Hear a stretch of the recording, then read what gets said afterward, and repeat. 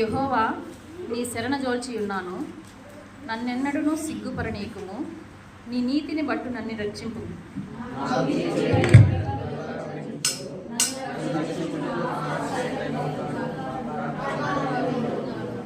నా కొండ, నా కోట నీవే. నీ నామమును బట్టి త్రోవ చూపి నన్ను నడిపించుము. నా ఆశ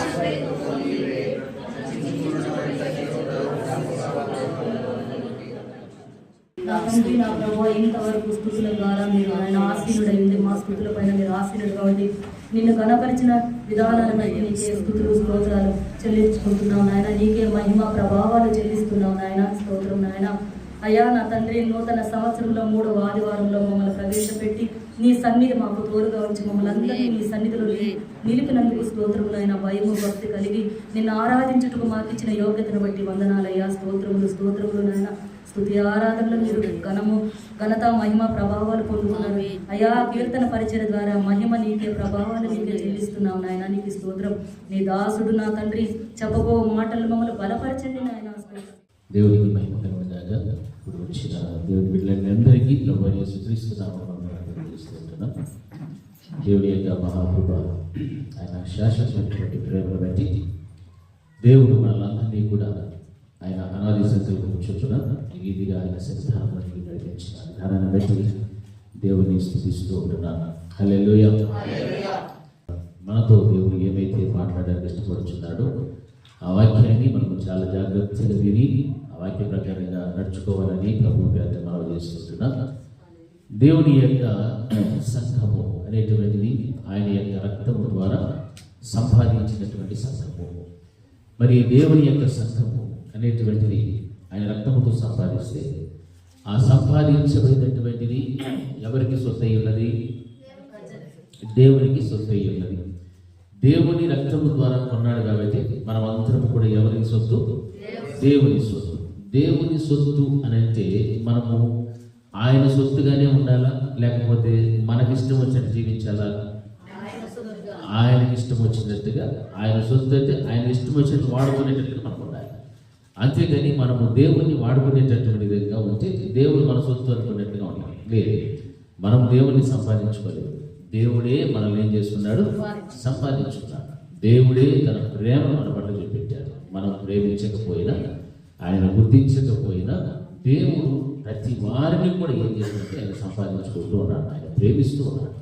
అంత గొప్ప ఉన్నతమైనటువంటి శాశ్వతమైన ప్రేమ ఎవరిలో ఉంది అని అంటే నీవు నేను ఆరాధిస్తున్నటువంటి ఆ యేసయ్యలో ఉంది ఆ ప్రేమ. నాలో ప్రేమ లేదు, నీలోనూ ఆ ప్రేమ లేదు. ఆయన ఎటువంటి ప్రేమ అంటే మనందరి కోసం ఏం పెట్టేశాడు? ప్రాణం పెట్టినంత ప్రేమ యేసుక్రీస్తు ప్రభు వారిలో మనం గమనిస్తున్నాం. ఇక ఎవరైనా మన కోసం ప్రాణం పెట్టిన వారు ఉన్నారా అంటే ఎవరు లేదు. పోనీ మన కోసం ఏదైనా త్యాగం చేసేవారు ఉన్నారంటే కూడా ఎవరు కూడా లేదు. ఎవరైనా ఉన్నారు ఈ ప్రపంచంలో అని అంటే యేసయ్య అవుతాడే. ఈ యొక్క సత్యాన్ని ప్రతి ఒక్కరు కూడా మరచిపోకుండా చాలా జాగ్రత్తగా జ్ఞాపకములు పెట్టుకోవాల్సినటువంటి ప్రాముఖ్యమైనటువంటి విషయం. అయితే దేవుని యొక్క బిడ్డలైనటువంటి మన అందరి జీవితాల్లో కూడా మనము ఎన్నో పర్యాలు, ఎన్నో సంవత్సరాల తరబడి దేవుని వాక్యాన్ని వింటున్నామా లేదా? వింటున్నాం కదా. మనం అందరం కూడా వాక్యాన్ని వింటున్నాము. మరి దేవుని యొక్క సన్నిధానంలో నడుపుచూ ఉన్నాము, ప్రార్థన చేస్తున్నాము, అన్నీ చేస్తూ ఉన్నాము. అయితే వాక్యం ఏం చదివిస్తుందంటే మరి ఈయన వాక్కులను వింటూ ఇవన్నీ చేస్తూ ఉన్నాము, కానీ అసలైనటువంటి విషయం ఒకటి మనం మర్చిపోవచ్చు. ఏమి చెప్పండి? మందిరానికి వస్తున్నాము, వాక్యాన్ని వింటున్నాము, ప్రార్థన చేస్తున్నాము, పాటలు పాడుతున్నాము, అన్నీ చేస్తున్నాము, కానీ ఒక విషయం మర్చిపోతూ ఉండొచ్చు. ఏంటది?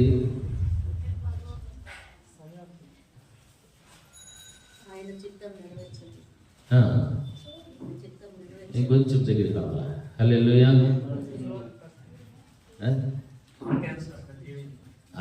హల్లెలూయా. వాక్యానుసారముగా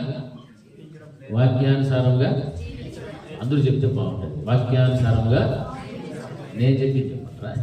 వాక్యానుసారముగా జీవించడము, ఇది మనము మర్చిపోయేటువంటి సమాచారం. అవునా కదా? ఎంతమంది మర్చిపోతున్నారు ఇది? అందరూ మర్చిపోవాలి. చేతులు ఎత్తడానికి మనకు సిగ్గుండే ఉండే వాస్తవం అయితే అదే. హల్లెలూయా. వాక్యం ఏం చదివిస్తుందంటే పరిశుద్ధ గ్రంథంలో చూడండి, యోహాను సువార్త 14వ అధ్యాయంలో 21 నుండి 24 వచ్చిన వరకు ఒకసారి చదవాలి. యోహాను సువార్త 14వ అధ్యాయము. నా ఆజ్ఞలను అంగీకరించి వాటికి గైకొనువాడే నన్ను ప్రేమించువాడు నా తండ్రి వలన ప్రేమింపబడును, నేనును వాడిని ప్రేమించి నన్ను కనపరుచుకుందునని చెప్పాను. ప్రభువా,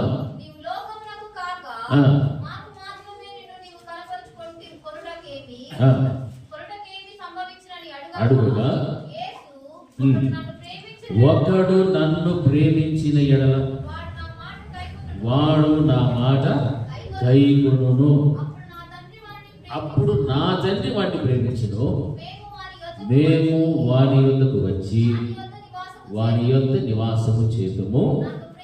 నన్ను ప్రేమింపని వాడు నా మాటలు కైకొనడు. మీరు వినుచున్న మాట నా మాట కాదు, నన్ను పంపిన తండ్రిదే. హల్లెలూయా. బాగా రెండు చేతులు గట్టి చెప్పుకుందాం. హల్లెలూయా, హల్లెలూయా. దేవుని యొక్క వాక్యమును మనం చదివినప్పుడు మనకు ఎన్నో అనుమానాలు వచ్చేస్తాయి. అయ్యో, నేను దేవుని మందిరానికి వెళ్తున్నాను, ప్రార్థిస్తున్నాను, ఆరాధన చేస్తున్నాను, చక్కగా వాక్యాన్ని వింటున్నాను, అన్నీ నాలో ఉన్నాయి, కానుకలిస్తున్నాను, అన్నీ చేస్తున్నాను. Very good. ఇవన్నీ కూడా ఒక క్రమమైనటువంటి భక్తికి సంబంధించిన విషయమే. అయితే వాక్యం ఏం సెలవిస్తుందంటే, ఒక్కడు నన్ను ప్రేమించిన ఎడల వాడు నా మాటను ఏం చేయాల? వాడు గైకొనును. హల్లెలూయా. నా మాటను గైకొనును అని అంటే దేవుడు తన దాసుని ద్వారా మాట్లాడే మాటలనైనా, పరిశుద్ధాత్మ దేవుని ద్వారా మాట్లాడే మాటలనైనా, లేదు మీరు పరిశుద్ధ గ్రంథాన్ని చదువుతూ ఉన్నప్పుడు, ధ్యానం చేస్తున్నప్పుడు దేవుడు నీతో మాట్లాడే ప్రతి మాటను కూడా నువ్వేం చేయాలని? గైకొనడం అంటే ఏమ్మా? పాటించాలి. హల్లెలూయా, హల్లెలూయా. పాటించాలి అంటే అనుసరించాలి. ఇది మంచి అని దేవుడు చెప్తే మంచి మార్గంలోనే వెళ్ళాలి. ఇది చెడు అని అంటే దాన్ని ఏం చేయాలా? విడిచిపెట్టాలా. దాన్ని బట్టి వెనకంటి పోవాలా. అలాగే దీంట్లోనే పోతూ ఉన్నాం అనుకోండి, ఎలా ఉంటుంది? అది హల్లెలూయా. దానికి అర్థమే లేదు. రెండు పడవల మీద ప్రయాణం ఎట్లుంటుందో చేరాల్సిన జగన్ చేరక మధ్యలోనే మునిగిపోవాల్సిన పరిస్థితి. ఆగిపోయేది కదా, మునిగిపోతాం. ఒక పడవెట్ల మీద మధ్యలో ఉన్నప్పుడు ఏమవుతాము? సముద్రంలో పడి మునిగిపోవాల్సింది. హల్లెలూయా, హల్లెలూయా. ఆ ప్రేమైనటువంటి దేవుని బిడ్డలారా, మనం చాలా జాగ్రత్తగా గమనించాలి. కొన్ని సంవత్సరముల తరబడి దేవుని మాటలు వింటూనే ఉన్నాం, వాక్యాన్ని గ్రహిస్తున్నామా లేదా అనేది ప్రశ్న ఈ రోజున. ఆ వాక్యం ద్వారా దేవుడు మనతో మాట్లాడాడు. ఆది కాలంలో దేవుడు మొట్టమొదటి ఆదామును అవ్వను సృష్టించినప్పుడు, ఆయన సృష్టిలో దేవుని యొక్క ఆజ్ఞను మీరితే పాపమని తెలిసినప్పటికీ కూడా ఆ ఏదైనా తోటలో దేవుడు ఆజ్ఞాపించిన ఆజ్ఞను వారు ఏం చేశారు? మీరారు, ఆజ్ఞను అతిక్రమించారు. కాబట్టి వారు ఎందులో పడిపోయారంటే పాపంలో పడ్డారు. పాపం వలన పొందుకున్నటువంటిది ఏమి? వాళ్ళు మరణాన్ని పొందుకోగలిగారు. అంటే ఆత్మీయ మరణాన్ని పొందుకున్నారు. మనుషులుగా దేహ సంబంధంగా వారు సజీవులు ఉన్నారు, కానీ ఆత్మ సంబంధ విషయంలో చచ్చిపోయారు. దాని అర్థం ఈ రోజున దేవుని నమ్మినటువంటి ప్రతి క్రైస్తవుడు కూడా ఆత్మీయతలో ఎలా ఉండాలంటే జీవము కలిగినటువంటి వ్యక్తులుగా ఉండాలి. ఎందుకు జీవము కలిగిన వ్యక్తులుగా ఉండాలంటే అటువంటి వారి కోసమే దేవుడు వస్తారు. ఆ ఆత్మ జీవము కలిగినటువంటిది అయినదైతేనే ఆత్మలో ఏముంటాయంటే ఫలాలు ఉంటాయి. ఆత్మ ఫలాలు అనేటువంటిది ఫలభరితమైన జీవితము ప్రతి ఒక్కరిలో కూడా ఉంటుంది. ఈ విషయాన్ని మనము చాలా జాగ్రత్తగా గమనించేటువంటి వారుగా ఉండాలి. వాక్యం అదే సెలవిస్తుంది, ఒకడు నన్ను ప్రేమించితే వాడు నా మాటలను ఏం చేస్తాడు? గైకొనును. ఈ రోజున వ్యక్తి దేవుని యొక్క మాటలను గైకొనకపోవడానికి గల కారణం ఏమిటంటే దేవునికి వానికి మధ్య అపవాదైన సాతానుడు బలముగా పనిచేస్తూ ఉన్నాడు. సాతానుడు కనుక మధ్యలోనికి వస్తే దేవుని ఆజ్ఞను సహితము ఏం చేసేటువంటి వారుగా అయిపోతారు? ఆజ్ఞను మీరేటువంటి వారుగా మారిపోతున్నారు. అయితే మనం ఏం చెప్పుకుంటాము? నీవు దేవుణ్ణి ప్రేమిస్తూ ఉన్నావా అని అంటే, అవును నేను ప్రేమిస్తూ ఉన్నాను, దేవుడు నేను ప్రేమిస్తున్నాను, అందుకే కదా నేను మందిరానికి వెళ్తాను, అందుకే కదా నేను ఆదివారం వెళ్తాను, అందుకే కదా నేను శుక్రవారం వెళ్తాను, ఇంకా మధ్యలో వెళ్తాను, ఇంట్లో గృహాలు కూడికి పెడితే అక్కడికి వెళ్తాను, పబ్లిక్ మీటింగ్ చెప్తే అక్కడికి పోతాను, అన్ని బాగుంది, అన్ని మంచిది. కానీ ఒకడు నన్ను ప్రేమిస్తే వాడు నా మాటను ఏం చేయాలా? గైకొనాలి. హల్లెలూయా, హల్లెలూయా. గైకొనడం అంటే ఇక దేవుని వాక్యము ఏవైతే ఉన్నదో వాక్య ప్రకారముగా బ్రతకడమే. ఇక వేరే ఆలోచన, వేరే దృష్టి, వేరే తలంపులు అనేటువంటి మానవుని హృదయంలోనికి రాకూడదు. క్రైస్తవుని జీవితంలో అటువంటి రెండవ తలంపు, రెండవ మనస్సు, రెండవ క్రియ అనేటువంటిది కనిపిస్తూ ఉంది. అంటే నీవు దేవునిని ఏం చేయడం లేదు, ప్రేమించడం లేదు. హల్లెలూయా, హల్లెలూయా. పేరు ఎవరిది? దేవుని. పేరేమో దేవునిది, కానీ ప్రవర్తన మరొకరిది. పేరు దేవునిది, ప్రవర్తన మరొకరిది. అంటే మనం ఎవరి పేరైతే పెట్టుకొని ఉన్నామో ఆ దేవునిని మనం ఏం చేయడం లేదు, ప్రేమించడం లేదు. హల్లెలూయా. మరి ఇంతకాలం మనం చేసినంత ఏమైంది అని మనకు అనుమానం రావచ్చు. అంత వృధా. ఎవరైతే దేవుని మాటలు గ్రహించరో, గైకొనరో, ఆయన ఆజ్ఞలను పాటించరో, వారు ఎంత భక్తి చేసినా, ఏమి చేసినా అంత కూడా ఏమైపోయి ఇప్పుడు జీరో. మన అకౌంట్లో ఏమైనా బ్యాలెన్స్ ఉందంటే జీరో బ్యాలెన్స్. దేవునికి సంబంధించిన ఆత్మ కార్యాలు ఏమీ లేవు. అంతరంగ పురుషుడు సజీవంగా ఉన్నాడంటే లేదు. అన్నింటిలోనూ కూడా ఏమైపోయాడంటే మొత్తం పూర్తిగా కోల్పోయాడు. ఏం కారణము? ఏం కారణమా? దేవుని ఏం చేయలేదు, ప్రేమించడం లేదు. హల్లెలూయా, హల్లెలూయా. మరి ఈ రోజున మనకు ప్రశ్న, ఎంతమంది మనం దేవుని ప్రేమిస్తున్నాము? చేతులు చెప్పండి. దేవుణ్ణి నిజంగా మనం ప్రేమిస్తే ఆయన మాటలు మనం ఏం చేసేవారు ఉండాలి? ఇప్పుడు చెప్పండి. దేవుని మాటలు ఉన్నట్టుగా నేను గైకుంటూ బ్రతుకుతూ ఉన్నా. నా బ్రతుకులో ఏ విధమైనటువంటి కల్మషము, కపటము, మోసము, అబద్ధము, కొండెములు, ఈర్ష్యలు, కక్షలు ఏమీ లేవు. ఇప్పుడు ఎంత చూస్తారా? పెద్దలు మాత్రం వెనకాల. హల్లెలూయా, హల్లెలూయా. మరి మనం మందిరానికి వచ్చేందుకు మనం ప్రశ్న చేసుకోవాలి. ఇది నేను చెప్పే మాట కాదు, వాక్యం చెప్తుంది. ఒకడు నన్ను ప్రేమిస్తే వాడు నా మాటను ఏం చేస్తాడు? గైకొంటాడు. నా మాట గైకొననేటువంటి వాడు ఎవడునంటే నన్ను ప్రేమించిన వాడు నా మాట వినడు. తల్లిదండ్రులుగా మీరు ఉన్నారు కుటుంబ వ్యవస్థలో. నీకున్నటువంటి కుమారుడు, కుమార్తె నీ మాటను వింటూ ఉన్నాడు అని అంటే ఆ బిడ్డ నేనేం చేస్తున్నాడని ప్రేమిస్తున్నాడు. కాబట్టి నువ్వు ఏం చెప్పినా ఆ బిడ్డ నీ మాట వింటాడు. నేను ప్రేమించలేదు అంటే నువ్వు చెప్పే మాట ఏది కూడా వాడి చూడలేక పో. ఎందుకంటే సాతాను యొక్క కార్యము బలంగా జరుగుతూ ఉంటుంది. హల్లెలూయా. సాతాను యొక్క ఆలోచనలు వల్ల ఉంటాయి. అదే రీతిగా ఆత్మలో ఎదగలేక, బలపడలేక, అంతరంగ పురుషుని బ్రతికించుకోలేనటువంటి పరిస్థితులు ఈ రోజున క్రైస్తవ సమాజంలో కనిపిస్తూ ఉన్నాయి అని అంటే దానికి గల కారణం ఏమిటి తెలుసా? దేవునిని నిజముగా నీవు ఏం చేయడం లేదు, ప్రేమించడం లేదు. హల్లెలూయా. దేవుని ప్రేమించాలి. ఎలా ప్రేమించాలి అని మనకు ప్రశ్న రావచ్చు. క్రియారూపంగా మనం చూపెట్టాలి. నోటి మాటతో, పెదవులతో మనం చెప్పి నేను దేవుని ప్రేమిస్తున్నానంటే కాదు, క్రియలు కనపడాలి. వాక్యం చదివిస్తారు. ఆయన ఆజ్ఞలు పెట్టాడు. ఆజ్ఞలన్నింటినీ పాటించు, ఆయన శాస్త్రములను అనుసరించు, ఆయన న్యాయమైన విధులను నీవు అనుసరించు. ఈ విధమైనటువంటి భక్తి కలిగిన జీవితం ఏ కుటుంబంలో అయితే ఉంటుందో, ఏ బిడ్డల జీవితాల్లో ఉంటుందో వారిని దేవుడు ఆశీర్వదిస్తారు, వారితో కలిసి నేను నివసిస్తానని చెప్తున్నాడు. వాక్యం అది అర్థం. నా తండ్రి ఎవడైతే నన్ను ప్రేమించి నా మాటను రేపుంటాడో అప్పుడు నా తండ్రి వారిని ఏం చేస్తానంటున్నాడు? ప్రేమించును. హల్లెలూయా. మనకి ఎంతమంది ప్రేమ కావాలి? యేసు ప్రభువు వారి ప్రేమ కావాలా? తండ్రి ప్రేమ కావాలా? అది హల్లెలూయా. త్రిత్వంలో ఏకమైనటువంటి తండ్రి, కుమారుడు, పరిశుద్ధాత్మ దేవుని యొక్క ప్రేమను పొందుకోవాలంటే మొదట యేసుక్రీస్తు ప్రభువు వారిని పంపాడు కదా మన కోసం. ఆయన ఎంత ప్రేమ చూపెట్టాడు? ప్రాణం పెట్టినంతగా ప్రేమ చూపించాడు. ఆయన ప్రాణం పెట్టినంతగా ప్రేమ చూపించాడు. కాబట్టి ఇప్పుడు నీవు ఆయనను ఏం చేయాలా? ప్రేమించాలి. ఆయనని కనుక నువ్వు ప్రేమిస్తే ఆయనలో ఏకమై ఉన్నటువంటి తండ్రిని నువ్వేం చేస్తున్నట్లు? ప్రేమిస్తూ ఉన్నట్టు. హల్లెలూయా. వాక్యం అనుసరిస్తాడు. అప్పుడు తండ్రి అయినటువంటి యెహోవా దేవుడు నిన్నేం చేస్తాడు? ప్రేమించును. హల్లెలూయా, హల్లెలూయా. ఆయన నిన్ను ప్రేమిస్తేనే నువ్వు అడిగే ప్రతిదీ కూడా అక్కడి నుంచి రావాల్సిందే. మనం ఎక్కడి నుంచి రావాలమ్మా? తండ్రి నుంచే కదా. మనం చేసేది ఎవరి ప్రార్థన? తండ్రికే మనం చేస్తున్నాం. హల్లెలూయా. మనం అడిగి ప్రతిదీ కూడా యేసు ప్రభువు వారి నామములో తండ్రికి మనం మొరపెడుతూ ఉన్నాం. తండ్రి నీకు ఇవ్వాలంటే తండ్రి నేనేం చేయాలా?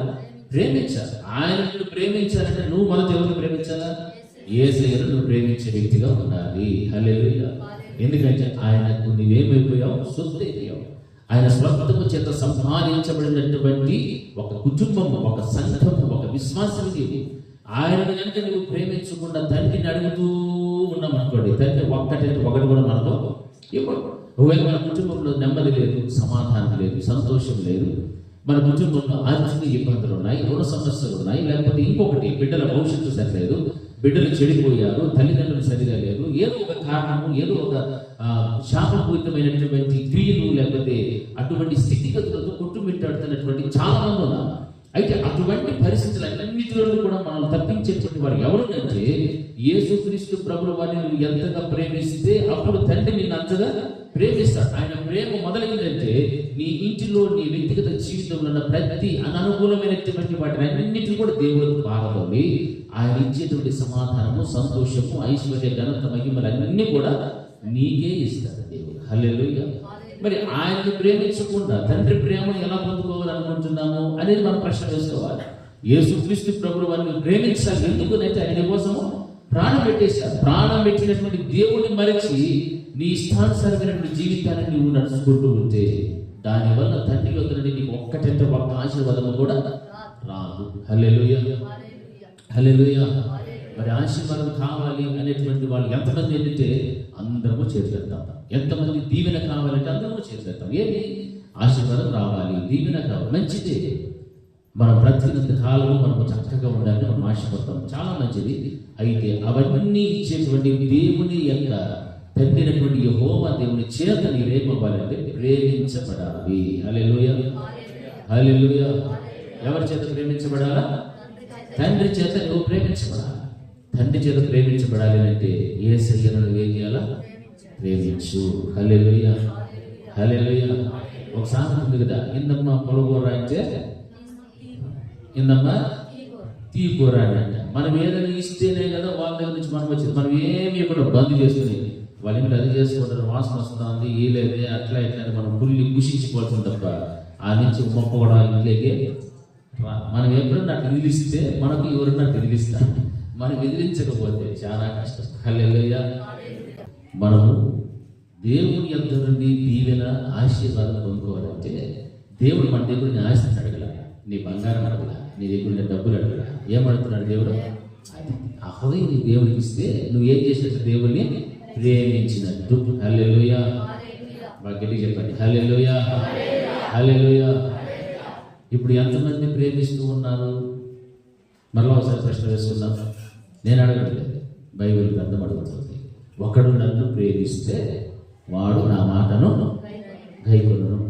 దీన్ని బట్టి చెప్పండి, నేను దేవుని ప్రేమించి ఆయన మాటలను గైకొంటూ ఉన్నాను. ఎంతమంది? Same hands. హల్లెలూయా. మా వాళ్ళు యూత్ ఏమీ లేదు, ఎవరు ఎత్తలేదు, వెనకాల వాళ్ళే వెళ్తారబ్బా. Very good. హల్లెలూయా. వాళ్ళ వయసులో సీనియర్స్, ఆత్మీయతలో కూడా సీనియర్స్. హల్లెలూయా. హల్లెలూయా. మరి మన మందిరానికి వచ్చి ఏం సంపాదించుకోవాలి? ఇంకా ప్రేమ సంపాదించుకోవాలి. ఎవరి ప్రేమని? తండ్రి ప్రేమని పొందుకోవాలి. అక్కడి నుంచి నీవు ప్రేమించబడాలి అంటే నువ్వు ఎవరిని ప్రేమించాలా? ఆయన ప్రేమించాలి అంటే ఎలా ప్రేమించాలా? ఆయన మాటలను గైకొనుము. హల్లెలూయా. హల్లెలూయా. హల్లెలూయా. హల్లెలూయా. ఎవరు మాట వినాలమ్మా?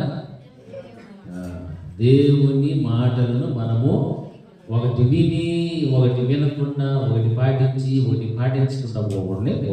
అన్నీ ఏం చేయాలి? అన్నీ పాటించాల్సిందే. ఒక్కటంటే ఒక్కటి కూడా వదలడానికి వీలే లేదు.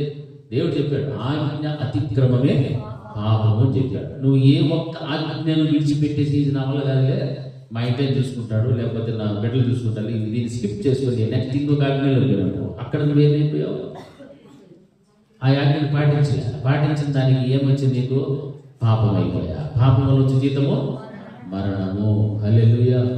కాబట్టి ఆత్మీయ జీవితంలో మనం ఎదుగుచున్నప్పుడు, మందిరానికి వస్తూ ఉన్నాం, వెళ్తూ ఉన్నాం, అటువంటి ఆ మంచి ఆ ప్రత్యక్షతని అనుభవిస్తూ ఉన్నప్పుడు, ఆ ఆ ప్రత్యక్షతలో నీ దేవుడు నీతో మాట్లాడే ప్రతి మాట కూడా చాలా చాలా విలువైనటువంటి మాటలు. ఇవి నీకు లోకంలో ఎవరు చెప్పరు ఇట్లాంటి మాటలు. దేవుడు ఒక్కడే నీతో మాట్లాడతాడు. ఎందుకు? ఆయన ఉన్నటువంటి స్థలానికి నేను తీసుకొని వెళ్ళాలి కాబట్టి ఆయనకు సంబంధించినటువంటి వాక్యం ద్వారా మాటలన్నిటినీ కూడా నీతో మాట్లాడి మాట్లాడి మాట్లాడి ఆయన బిడ్డగా చేసుకొని ఆయనతో పాటు ఆయన వచ్చినప్పుడు నిన్ను తీసుకొని వెళ్ళడానికి ఆయన నేను ఇంతగా ఏం చేస్తున్నాడు? ఆయన సిద్ధపడి చేస్తూ ఉన్నాడు. హల్లెలూయా. నిన్ను సిద్ధపరుస్తూ ఉన్నాడు దేవుడు. అంతేకాని ఏదో అనాలోచనగా కాదు.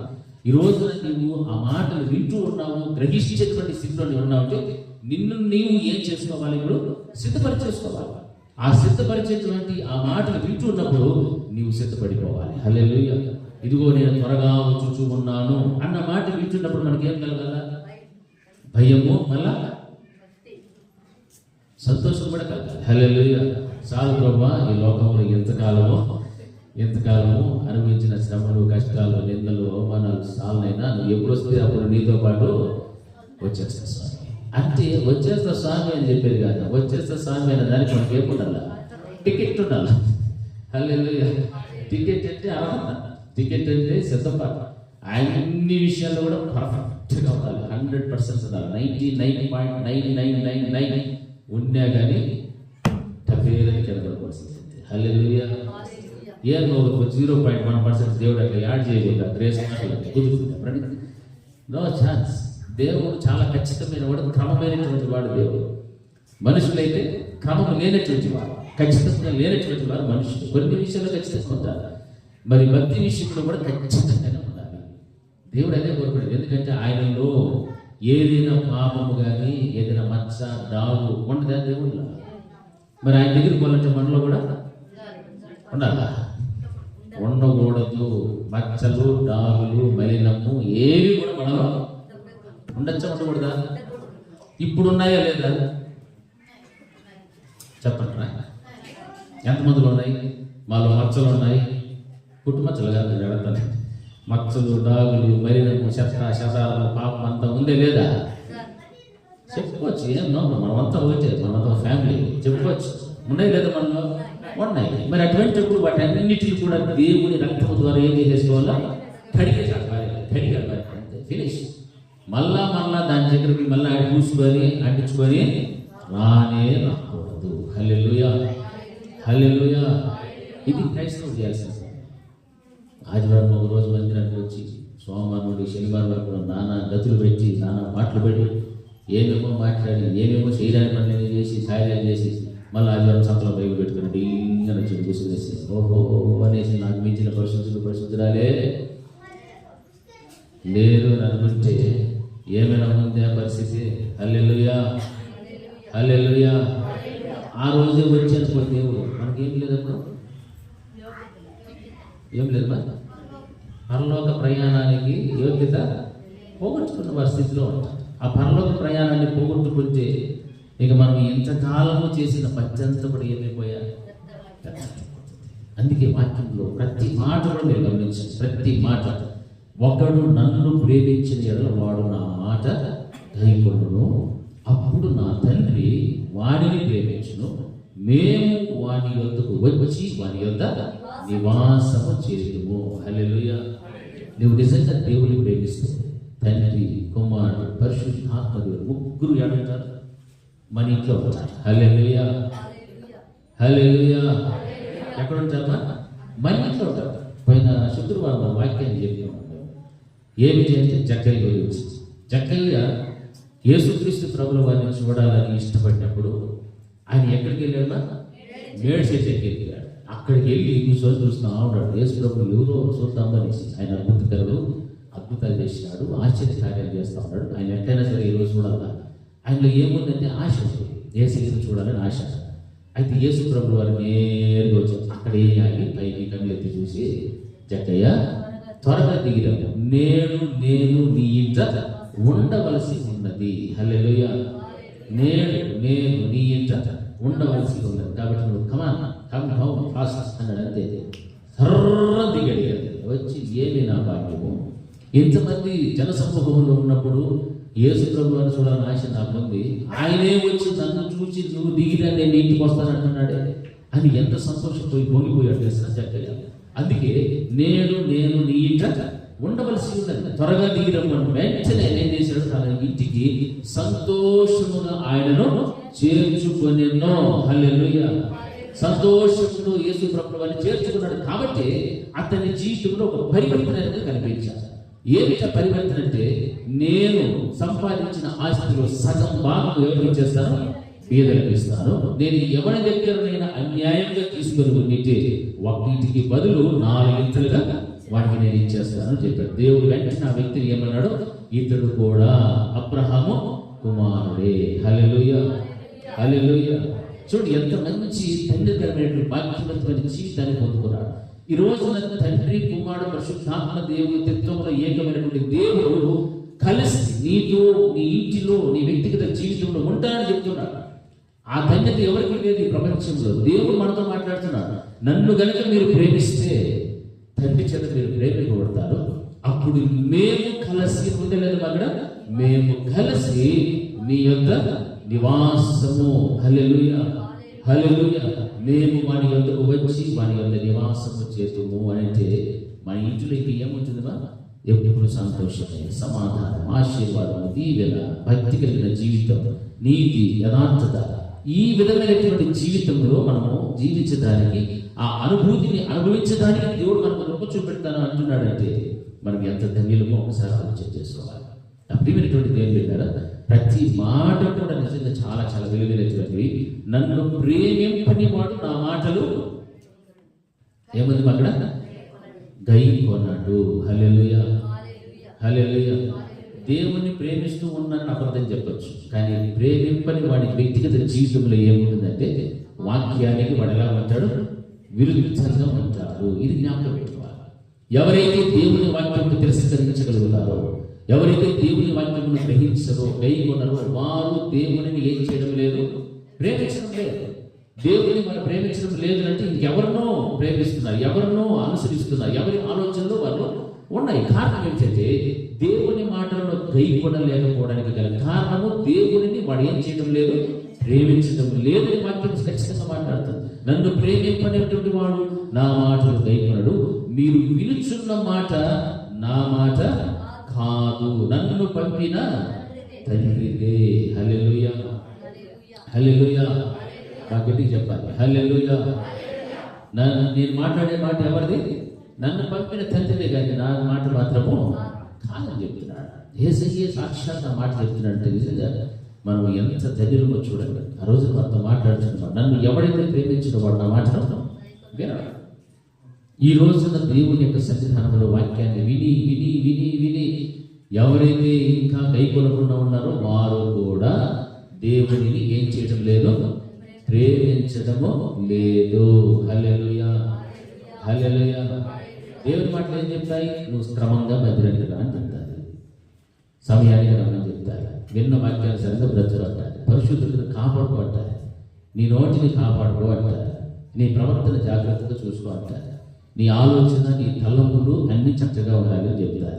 ఆ తర్వాత నువ్వు కొండెములు చెప్పకూడదని చెప్తారు, అబద్ధ మోసం ఇదేమి నీలో ఉండకూడదని చెప్తారు, నీతిగా ఉండు అంటారు, యథార్థతతో ఉండు అంటారు, భక్తి కలిగిన జీవితంలో ఉండు అంటారు.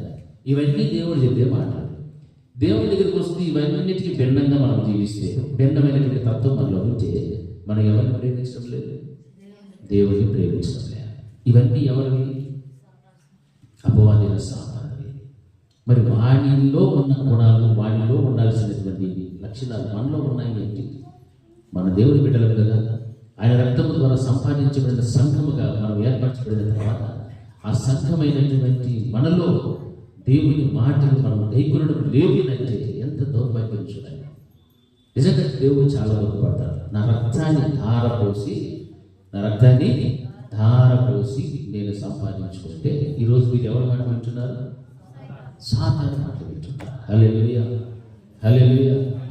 సంఘంలో ఉన్నటువంటి ప్రతి విశ్వాసి, ప్రతి కుటుంబంలో కూడా దేవుడు ఎంతో జాగ్రత్తగా కాపాడుకుంటూ వస్తున్నాడు. కానీ ఈ రోజున సంఘాలలో అనేక మంది ఎవరిని అనుసరిస్తున్నారు, సాతానుని అనుసరించి వెళ్ళిపోతూ ఉన్నారు. హల్లెలూయా, మనుషులను అనుసరించి వెళ్ళిపోతున్నటువంటి వాళ్ళు లేకపోలేదు. ఏం కారణం అంటే వీరు నిజముగా దేవునిని ప్రేమించలేదు, దేవుని మాటను గైకొనలేదు. హల్లెలూయా, హల్లెలూయా. దేవుని మాట గైకొనడం లేదు. నేను చెప్తే ఒకవేళ మీకు ఏమన్నా కోపం రావచ్చు, కానీ వాక్యం నన్ను ప్రేమింపేవాడు నా మాటలు గైకొనడు. మీరు విలుచున్న మాట నా మాట కాదు, నన్ను పంపిన తండ్రి లేని దేవుడు ఖచ్చితంగా చెప్పేస్తున్నాడు. ఎందుకంటే నిత్య జీవాన్ని ఆకాంక్షించేటువంటి వారికి యేసుక్రీస్తు ప్రభువు వారి యొక్క ఆజ్ఞలను పాటించడమే ప్రధాన కర్తవ్యంగా ఉండాలి. హల్లెలూయా, హల్లెలూయా. ఏమంటారు మన కర్తవ్యము? ప్రధానమైన కర్తవ్యం ఏమిటంటే మనం అందరము దేనిని ఆశిస్తున్నాము? పరలోక రాజ్యం, నిత్య జీవం మనకు కావాలని ఆశిస్తున్నాం. అటువంటిప్పుడు ఆయన ఆజ్ఞలను మనము పాటించడం, దేవుని యొక్క ఆజ్ఞలను పాటించేటువంటి విషయమే మనకు ప్రధాన లక్ష్యంగా పెట్టుకోవాలి. లక్ష్యంగా ఆ ఆజ్ఞలన్నింటిని పక్కన పెట్టేసి మన స్వబుద్ధిని ఆధారం చేసుకుని మనం అడుగులు వేస్తూ ముందుకు వెళ్తే పరలోకానికి కాదు, నరకానికే వెళ్ళాలి. అంతే. ఒక్కనాటికి దేవుడు పరలోకానికి చేర్చుకోడు. ఎందుకంటే ఇది నా చిత్తము కాదు, నా మాటలు కాదు, ఇవి నువ్వు ఎక్కడి నుంచి వచ్చేవాడు నాయనా, నువ్వు నాకు సంబంధించినవాడు కాదు, గెట్ అవుట్ అంటాడు దేవుడు. హల్లెలూయా అంటాడు లేదా? తండ్రి చిత్తమును నెరవేర్చాలని వాక్యం బోధిస్తారు. యోహాను సువార్త చూడండి, 3వ అధ్యాయం 36వ వచనంలో ఒక మాట రాయబడి చూడండి. యోహాను సువార్త 3:36. నిత్య జీవము గలవాడు, విధేయుడు కానివాడు, దేవుని యొక్క ఉగ్రత వాని మీదికి. హల్లెలూయా, హల్లెలూయా. చూడండి, కుమారుని యందు ఉండాలంటున్నాడు? విశ్వాసం ఉండాలి, నిత్య జీవము గలవాడు. ఎవడైతే విశ్వాసం ఉంటుందో వాడు నిత్య జీవం కలిగినటువంటి వాడు అవుతాడు. అంతేగాని వాడు కుమారునికి విధేయుడు కాకపోతే వాడు నిత్య జీవమును చూడడు. కానీ ఏం చూస్తాడు వాడు? దేవుని యొక్క ఉగ్రత వారి మీద నిలిచి ఉండును. హల్లెలూయా, హల్లెలూయా, హల్లెలూయా. దేవుని ఉగ్రత కావాలా, నిత్య జీవం కావాలా? మనకు ఎంతమందికి నిత్య జీవం కావాలి? నీకు పరలోకం కావాలంటే కుమారుని యందు ఏముండాలా? విశ్వాసం ఉండాలి. విశ్వాసం ఎంతమందికి ఉంటే ఆ బిడ్డలందరూ కూడా దేవుని ఏం చేస్తారు? ప్రేమిస్తారు. ప్రేమించినటువంటి వారు దేవుని చేత ఏమవుతారు? ప్రేమించబడతారు. ఒకవేళ ఈ ప్రక్రియ అనేటువంటిది జరగకపోతే వాడు నిత్య జీవంలోనికి వెళ్ళడు, దేవుని యొక్క ఉగ్రత వారి మీదికి వస్తారని చెప్తున్నాడు. హల్లెలూయా, హల్లెలూయా. కాబట్టి దేవుని బిడ్డలైనటువంటి మన అందరి జీవితాల్లో కూడా ఏముండాలి అంటే దేవునిని ప్రేమించేటువంటి గుణం ఉండాలి. ప్రేమిస్తూ ఆయన మాటను ఏం చేయాలి? మనము గైకొనాలి. హల్లెలూయా. దేవుని యొక్క మాటలు మనం ఏం చేయాలా? దేవుని మాటలను గైకొనడం అంటే, గైకొనడం అంటే అనుసరించడం. హల్లెలూయా. ఈరోజు వాక్యం ఏం చెప్పామో ఆ వాక్య ప్రకారంగా మనము నడుచుకోవడం, ఆ వాక్యానికి కట్టుబడి ఉండడం. హల్లెలూయా. అందుకని విన్నట్టు ఆడ వారేసి తుడుచుకొని వెళ్ళిపోయింది. తుడుచుకొని వెళ్ళి మళ్ళీ వచ్చే మనం ఫ్రెష్గా ఈరోజు ఏం చేసింటారో ఏమన్నట్టుగా రాకూడదు. హల్లెలూయా, హల్లెలూయా, హల్లెలూయా. కొన్ని సంవత్సరాల తరబడి నుంచి ఇంటున్న వాక్య ప్రకారంగా జీవిస్తామంటే ఇప్పుడు ఈరోజు నీ వాక్యంలో ఉన్నటువంటి మాటలన్నీ మన జీవితంలో నెరవేరిపోయి అని అన్నాడు. మేము నీ యొద్దకు వచ్చి నీతో కలిసి నివాసం చేస్తాము అని చెప్తాడు. మరి దేవుడు ఎంతమంది ఇంట్లో ఉన్నాడు? హల్లెలూయా. దేవుడిని ప్రేమిస్తే ఆ ప్రేమించే ఇంట్లోకి ఎవరు వస్తారన్నాడు? దేవుడు వస్తానన్నాడు. ఆయన మాటను గైకొంటే వారి ఇంట్లో ఎవరు వచ్చాడు? దేవుడు వచ్చాడు. మన మాట వినని వాళ్ళ ఇంట్లో దేవుడు వచ్చాడా? ఉండడు. మీరు ఖచ్చితంగా బాగా ఒప్పుకున్నారు. దేవుని మాటను వినకపోతే దేవుడు మన ఇంటిలో నివాసము చేయి. దేవుని ప్రేమించకపోతే మన ఇంట్లో ఆయన నివాసము చేయి. ఇప్పుడు చూడండి, మనం కూడా ఉన్నాము. మనం ఎవరినైనా ఇష్టపడితే కదా ఎవరినో మన ఇంటికి వచ్చి నివాసం చేస్తారు. మనం వారిని ఇష్టపడకుండా వారిని ప్రేమించుకున్నామంటే వాళ్ళు మన ఇంటికి వస్తారా? రా. లేదు, వాళ్ళ మాట మనం వినలేదు, వాళ్ళు వచ్చి మనలో ఉంటారు. ఎందుకు? వాళ్ళ మాట వినడం, గైకొనడం లేదు. వాళ్ళు ప్రేమించింది కాబట్టి వాళ్ళు కూడా మన ఇంటికి రారు. హల్లెలూయా, హల్లెలూయా. హల్లెలూయా. కాబట్టి వాక్యం ఏం జలవేస్తుందో ఆ వాక్య ప్రకారంగా జీవించడమే ప్రధాన కర్తవ్యంగా మనం పెట్టుకోవాలి. దేవుని యొక్క ఆజ్ఞలను అనుసరించే విషయంలో, పాటించే విషయంలో పరలోక రాజ్యం ఎవరికైతే కావాలో ఆ బిడ్డలు అందరూ కూడా దానిని ప్రధాన కర్తవ్యంగా భావించాలి, బాధ్యతగా భావించాలి. అప్పుడే ఈ లోకంలో జీవించినంత కాలంలో కూడా నీ వ్యక్తిగత ఆత్మీయ జీవితంలో నీవు పతనమైపోవడానికి ఎన్ని శోధనలు వచ్చినా, ఇబ్బందులు ఎదురైనా వాటన్నిటిని కూడా జయించుకుంటూ వాటిని చూడకుండా నీ దృష్టిని పూర్తిగా దేవుని పైన నిలిపి ఆయనలో నీవు నడవడానికి దేవుడు నీకు సహాయం చేయలేకుండా నీవు కనిపెట్టుకొని ప్రార్థన చేస్తూ ఉంటావు. అంతేకాని అయ్యో శ్రమ వచ్చేది, కష్టం వచ్చింది, బాధ వచ్చేది, శోధన వచ్చేది, ఇక నేను దేవునితో ప్రయాణం చేయలేను, ఈ పరలోక రాజ్యాన్ని నేను సంపాదించుకోలేనటువంటి నిరాశ నిస్పృహాలతో పడిపోకూడదు, ప్రిగిపోకూడదు. అందుకే దేవుడు అంటున్నాడు, నా మాట విను, నా మాటను గైకొంటే నేను నా తండ్రి ద్వారా ఏమవుతాము, నీ ఎద్దుకు వచ్చి నివాసము చేస్తాము.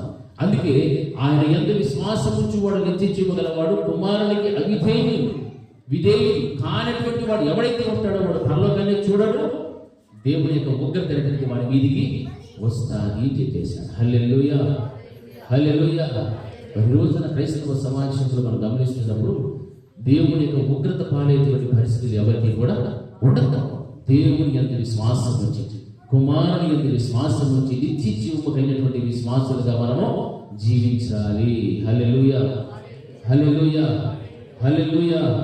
ఆ విధంగా మన భక్తిని మనం కాపాడుకుంటూ వెళ్ళాలి. చూడండి, లూకా సువార్త 6వ అధ్యాయం 46 నుండి 49 వచ్చిన వరకు చదవండి. లూకా సువార్త 6వ అధ్యాయం 46 నుండి 49. నేను చెప్పు మాటల ప్రకారము మీరు చేయక ప్రభువా ప్రభువా అని నన్ను పిలుచుట ఎందుకు? నా యొద్దకు వచ్చి విని వాడి చొప్పున చేయు ప్రతి వాడును ఎవరిని పోలి ఉండునో మీకు తెలియజేతును.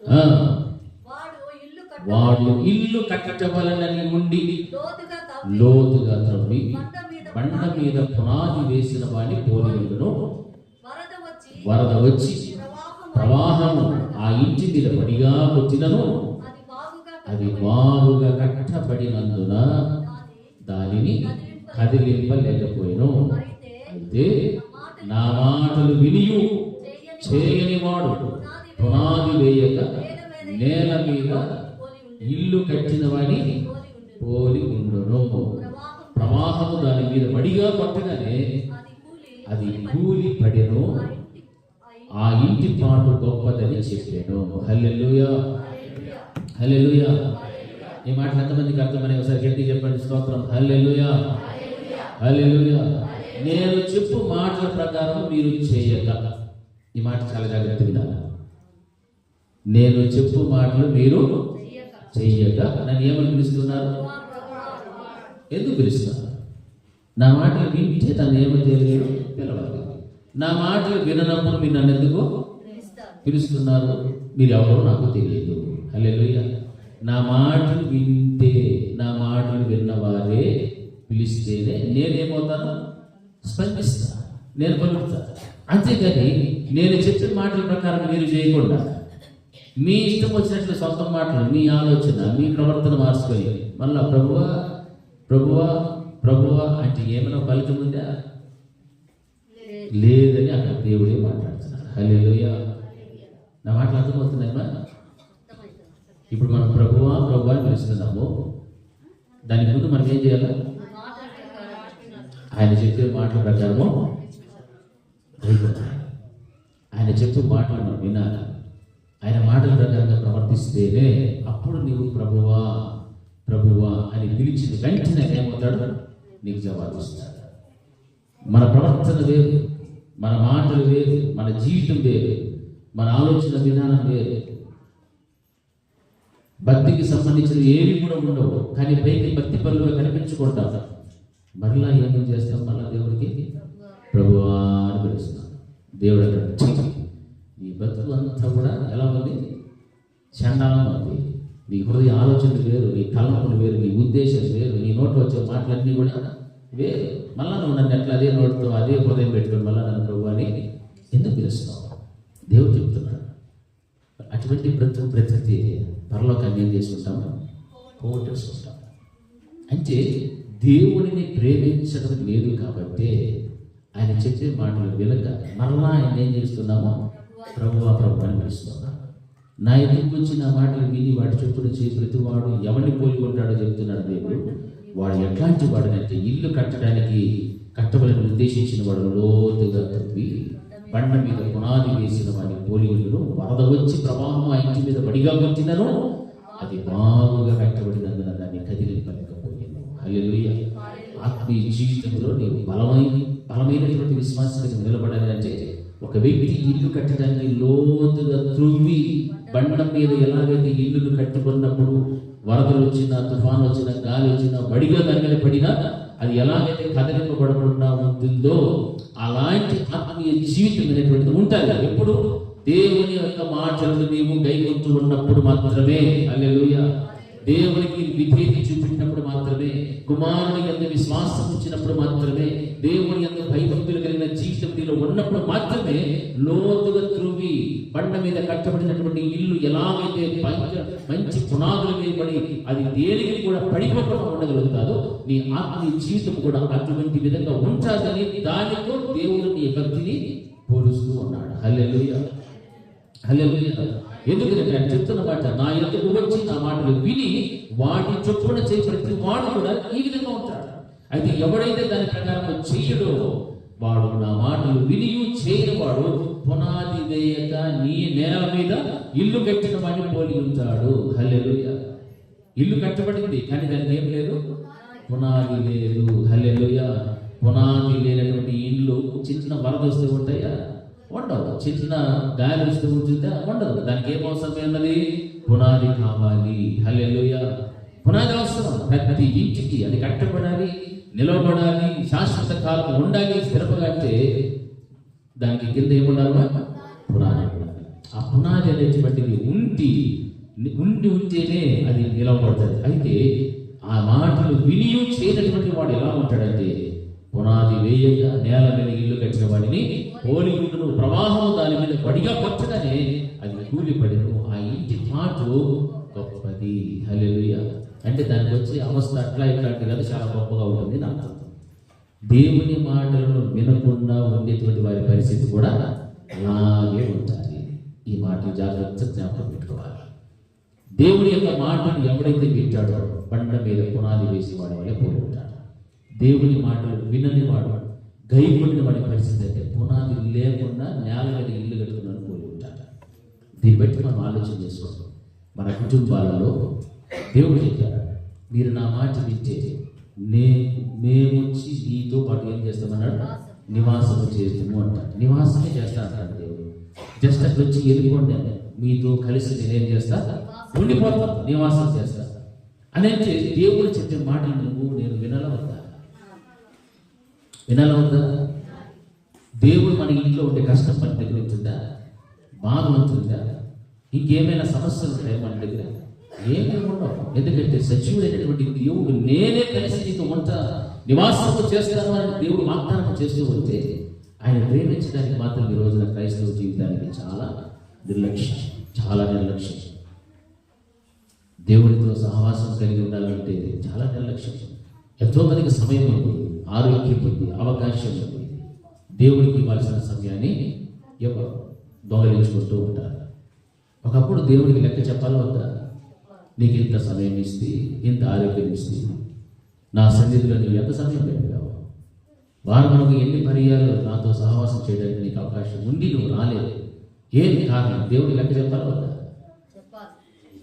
మనం ఎంతగా దేవునిలో బలపడాలంటే అంతగా దేవునితో సహవాసంలో కలుసుకుంటే నిజంగా అది మనకు ఆశీర్వాదం. మన కుటుంబానికి, మన బిడ్డలకు అది ఎంతో దీవెన. ఆత్మీయ స్థితిని ఎంతటి బలపరుచుకుంటూ ఉన్నటువంటి స్థాయిలోకి వెళ్ళిపోతాం. అంతేకాని ఒక ఆదివారం రోజు మాత్రం వచ్చి చూసి ఒక అరగంట 10 నిమిషాలు చేపైతే అబ్బా అమ్మ అని దాని గురించి ఆలోచన చేసుకుని వెళ్ళిపోయింది కాదు. నీ భక్తిని నువ్వు కాపాడుకోవాలి. వాక్యం చెప్తాను, నా మాటలు గైకొంటే మేము నీతో కలిసి నివాసం చేస్తాం.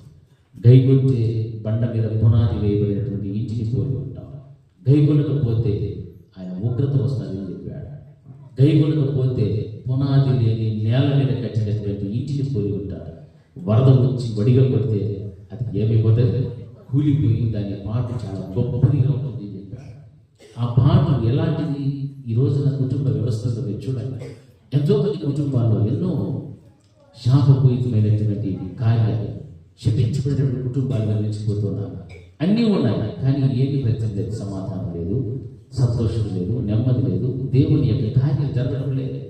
దేవుని యొక్క బలమైనటువంటి కార్యాలు కుటుంబంలో జరగాలి అనుకుంటున్నారు, కానీ జరగడం లేదు. అందుకే దేవుడు అన్నాడు, నేను చెప్పు మాటల ప్రకారం మీరు చేయక ప్రభువా ప్రభువా అని నన్ను పిలుచుట ఎందుకు? హల్లెలూయా, హల్లెలూయా, హల్లెలూయా. మన ప్రభువా అని పిలువు ముందు మనం ఏమై ఉండాలా? ఏమై ఉండాలా? కుర్చీల వాళ్ళు ఎవరు చెప్పట్లా, ఏమై ఉండాలా? ఆ మాటలు చేయాలి. వెరీ గుడ్, హల్లెలూయా. ఆ మాటలు వింటా ఉండి మళ్ళీ మనం దేవుడికి ఏం చేయాలి?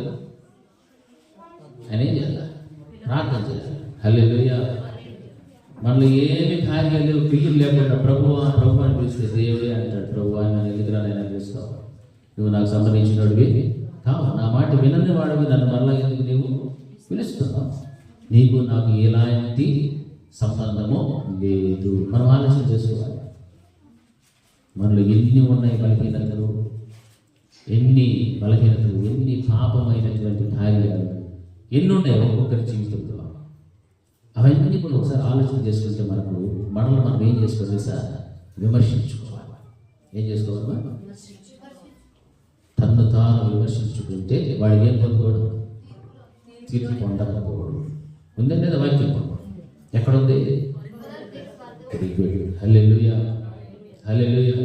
అయితే మనమే విమర్శించుకొని కదా తీర్పు పొందకపోవడము, ఆ శిక్షణ నుంచి తప్పించబడాలి. మనల్ని మనం విమర్శించుకోము, ఎదుటి వారిని మనం ఏం చేస్తాము? భలే విమర్శిస్తాం. ఎంత విమర్శించాలో, ఎంత అగ్గి పెట్టాలో అంత పెట్టి చలి రాసుకుంటూ ఉంటాం. ఇది మంచిదా? చెడ్డ? మరి ఇలాంటి కాదు, అవును, మంచిది, చెడ్డది ఇవన్నీ ఎవరు మనకు చెప్తున్నాడు? ఇప్పుడు పరిశుద్ధాత్మ దేవుడు మనతో మాట్లాడుచున్నాడు. ఇవన్నీ విని కూడా మరలా మనం అలా చేసి మళ్ళా ప్రభువా అని పిలిస్తే నన్ను ఎందుకు పిలుస్తావు అంటాడు దేవుడు. ఒకే మాట, నేను చెప్పు మాట ప్రకారంగా నువ్వు చేయకుండా నన్ను ప్రభువా ప్రభువా అని ఎందుకు పిలిచింది? ఎందుకు? నా ఎందుకు వచ్చి నా మాటలు విని వాడిని చెప్పున ప్రతి వాడును బండ మీద పునాది వేసి ఇల్లు కట్టినటువంటి వాడి వల్లే ఉంటాడు దేవుడు కట్టిన చెప్పేశారు. మరి పునాది లేకనే నేల మీద కట్టుకునేటువంటి వాడు వీళ్ళంతా నాకు సంబంధమే లేదని దేవుడు ప్రక్కకి ఎక్కేస్తాడు. హల్లెలూయా, హల్లెలూయా, హల్లెలూయా. అందుకే యాకోబు పత్రికలో మాటలు చూడండి, 1వ అధ్యాయము 22 నుండి 24 వచ్చిన చదువు. యాకోబు పత్రిక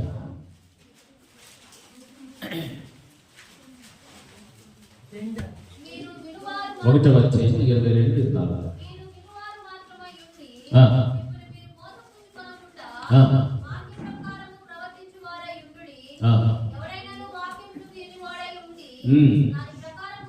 దాని ప్రకారము ప్రవర్తింపని వాడైతే అర్థములో తన సహజ ముఖమును చూచుకొని మనుష్యుని పోలి ఉన్నాడు. పోయి తాను ఎట్టివాడో వెంటనే మరిచిపోవును కదా. హల్లెలూయా, హల్లెలూయా. ఇక్కడ దేవుడు హెచ్చరిక మాట్లాడుతున్నారు. మీరు వినువారు మాత్రమే ఉండి మిమ్మును మీరు మోసపుచ్చుకొనకుండా వాక్య ప్రకారం ప్రవర్తించువారునై ఉండుడి. ఎందుకు ఈ మాట చెప్పాడు? ఈరోజు వాక్యాన్ని వింటున్నాను, విన్నటువంటి వారు వినువారు మాత్రమే అయి ఉండకూడదు, కానీ వాక్య ప్రకారముగా మీరేం చేయమంటున్నాడు? వాక్య ప్రకారముగా ప్రవర్తించువారునై ఉండుడి. హల్లెలూయా. దేని ప్రకారంగా?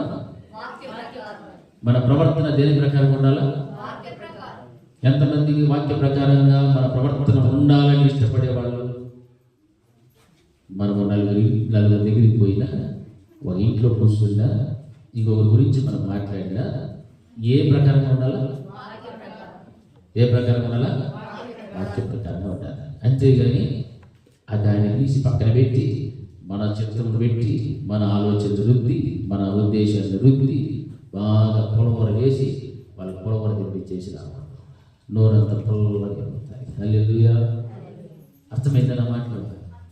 మనం ఎవరితో ఏం మాట్లాడినా వాక్య ప్రకారంగా మాట్లాడాలి, వాక్య ప్రకారంగానే చెయ్యాలి. క్రియలలో వాక్య ప్రకారంగా ప్రవర్తించు వారిని ఉండుడి, మీరు వినువారు మాత్రమే ఉండి మిమ్మల్ని మీరు మోసపుచ్చుకొనబడి. దేవుడు ఏం చెప్తాడంటే, విని మనం వెళ్ళిపోతూ ఉన్నామనంటే మనల్ని మనం ఏం చేసుకుంటున్నామో మోసం చేసుకుంటాం. ఎవరో వచ్చి మోసం చేయాల్సిన అవసరం లేదు, సాతానుడు వచ్చి గమనించుకోవాల్సిన అవసరం లేదు, నువ్వే మోసపోతున్నావు. ఎందుకంటే నువ్వు విని అట్లే వదిలిపెట్టావు, వినువారు మాత్రమే ఉంటున్నావు, అంతేగాని వాక్య ప్రకారంగా ప్రవర్తించేటువంటి స్థితిలోకి ఇంకా నీవు రాలా. హల్లెలూయా. అందుకే దేవుడు అన్నాడు, నా మాట నేను చెప్పు మాటలు గైకొంటేనే వాడు నన్ను ప్రేమించిన వాడు. హల్లెలూయా, హల్లెలూయా. మీరు వినువారు మాత్రమే ఉండి మిమ్మల్ని మీరు మోసపుచ్చుకొనకుండా, మీరు మోసపోతే ఒక రోజున ఏం పోగొట్టుకుంటారు? పరలోకమే పోగొట్టేసుకుంటారు. ఇది మనం జాగ్రత్త పెట్టుకోవాలి. పరలోకాన్ని పోగొట్టుకుంటే ఏమంటే మన బ్రతుకు నిత్య నరకం. ఆ నరకంలో ఏముంటుంది? అగ్ని ఆరదు, పురుగు సావదు. ఆ మంటల్లో ఎట్లా ఉంటుంది ఒకసారి ఆలోచన చేసుకోండి. వెళ్ళి ఉంటుంది కదా. ఇప్పుడు చలికాలంలో అయితే మంటలు వేసి పర్లేదు అనుకుంటారు కదా, బాగుంటుంది అనుకుంటారా? మంటలో చాలా కష్టం, చాలా బాధపడాలి. అప్పుడు మనల్ని ఎవరైనా ఆదరించేవారు ఉంటారా? లే.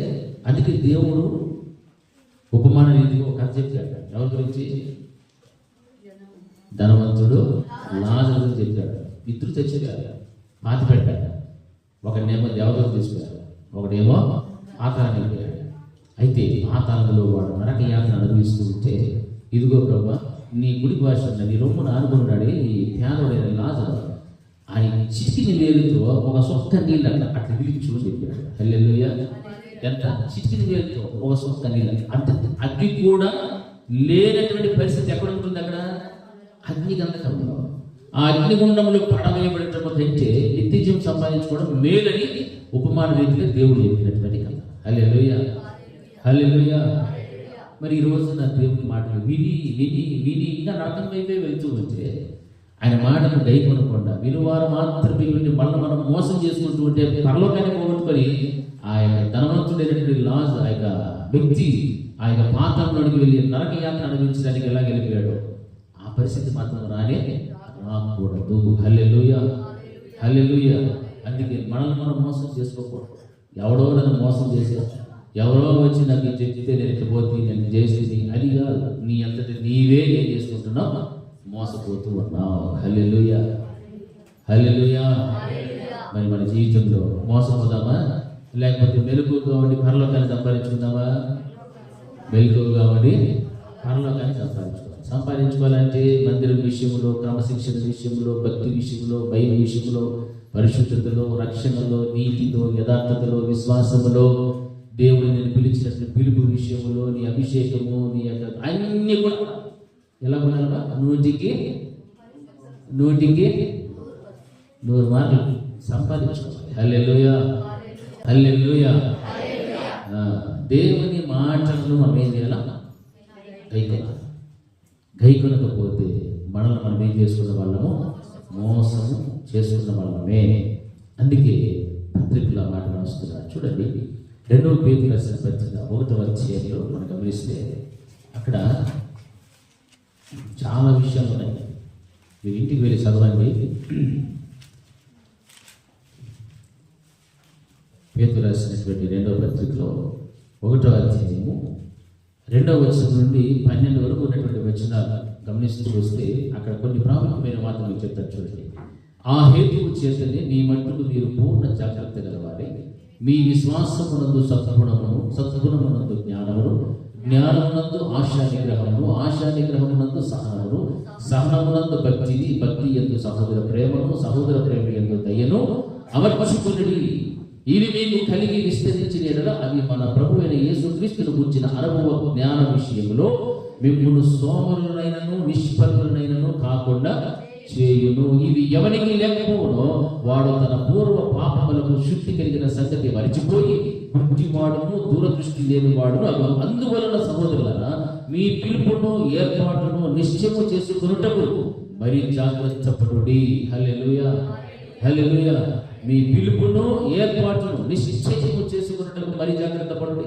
మీరింటి క్రియలు చేయవారైతే ఎప్పుడునూ తొట్టిల్లరు. అలాగ మన ప్రభువును రక్షకుడైన యేసుక్రీస్తు యొక్క నిత్య రాజ్యంలో ప్రవేశము మీకు సమృద్ధిగా అనుగ్రహింపబడును. హల్లెలూయా, హల్లెలూయా.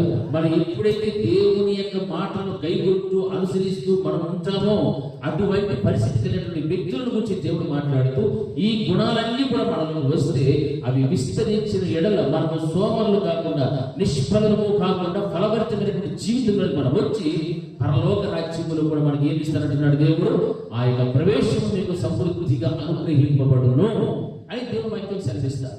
ఈ రోజున పరలోకానికి వెళ్ళాలనే ఆశ ఉంది, ఆసక్తి ఉంది. కానీ ఈ గుణగణాలు ఈ వ్యక్తిగత ఆత్మీయ జీవితం నీలో ఉందా లేదని పరిశీలించుకోవాలి.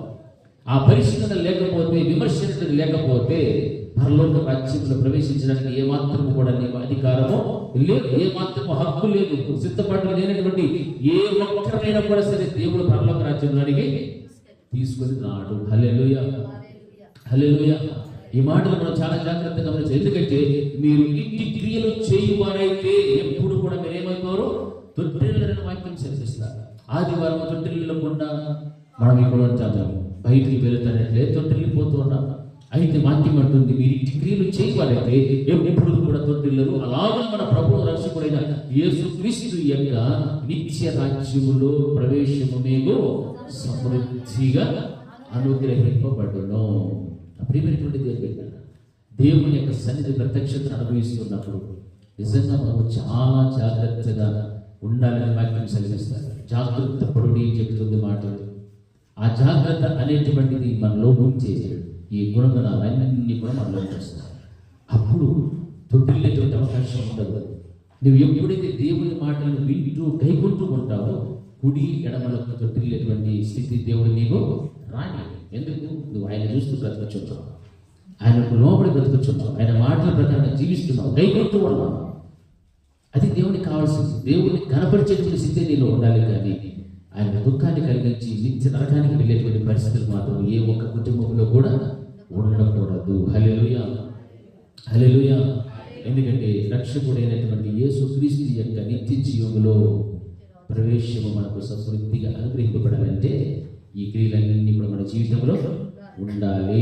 హల్లెలూయా, హల్లెలూయా, హల్లెలూయా. అందుకే మొదటి యోహాను పత్రికలో మాటలు 2వ అధ్యాయం 3-6 చదువుదాం. మరియు మనం ఆయన ఆజ్ఞలను కైకొనని ఎడల దీని వలననే ఆయనను ఎరిగి ఉన్నామని తెలుసుకుందుము. ఆయనను ఎరిగి ఉన్నానని చెప్పుకొనుచు ఆయన ఆజ్ఞలను గైకొనవాడు గైకొనని వాడు అబద్ధికుడు. వానిలో సత్యము లేదు. ఎవరు కైకొనును వానిలో దేవుని ప్రేమ నిజముగా పరిపూర్ణమాయెను.